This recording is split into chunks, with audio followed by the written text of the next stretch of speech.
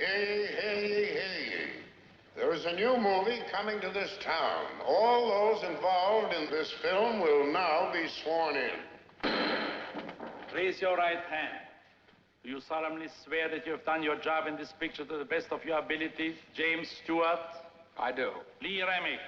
I do. Ben Gazzara? I do. Arthur O'Connell? I do. Eve Arden? I do. Catherine Grant? I do. And you, Duke Ellington? I do. And you, Joseph N. Welsh, who temporarily deserted the real law to play Judge Weaver? I do. This is highly irregular. Irregular, John? Didn't you approve the screenplay by Wendell Mays? Yes? Didn't you, when I came up here, suggest that we shoot here in this courtroom? And didn't you yourself suggest every single location for the film, including your own house, that you were kind enough to lend us? Well, that's true. And didn't you, being not only a bestseller novelist, but also a justice of the Supreme Court of Michigan, didn't you supervise every single legal detail in the film? Yes, Otto, but you don't have a jury. Oh, that, you see, John, our jury is not just 12 men and women in a box. Our judge and jury sits out there, millions and millions of people in the theaters.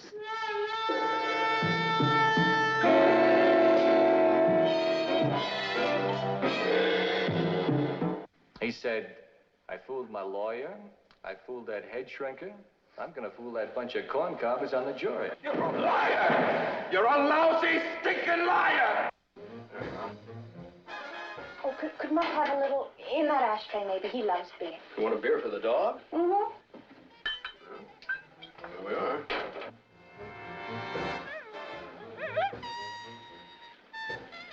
He'll go to sleep now. No, it's common knowledge in Thunder Bay you were living with Quill. It's not true. Barney Quill was... Was what, Miss Pallant? Barney Quill was what, Miss Pallant? The #1 book is now the #1 movie, unanimously acclaimed by the press everywhere. This is what the New York Times said about Anatomy of a Murder. Strong suspense, pounding drama, uninhibited and uncensored, well-nigh flawless. Now, until this trial's over, you're going to be a meek little housewife with horn-rimmed spectacles. And you're going to stay away from men and juke joints and booze and pinball machines, and you're going to wear a skirt and low-heeled shoes, and you're going to wear a girdle, and especially a girdle. Why wouldn't I be legally justified in killing the man who raped my wife? Time, Elman. Now, if you'd caught him in the act, the shooting might have been justified, but you didn't catch him in the act. Wow, it's sensational. New York Daily News. One of the most extraordinary films ever made, Los Angeles Times. For those who can stand straight talk, Time magazine. Well, doesn't a woman sort of instinctively know when a fellow's on the make? Oh, sure. But that's only usual with me. With men, I mean. Almost all men, ever since I was a kid. Did you cry out? Did you scream? Didn't seem to be much use out there in the woods. And this is what other critics said. As tense and thrilling a shocker as has come along in years. Life magazine. On every count, one of the best films of the year. New York Herald Tribune. Sacco Cinema. Don't miss Anatomy of a Murder.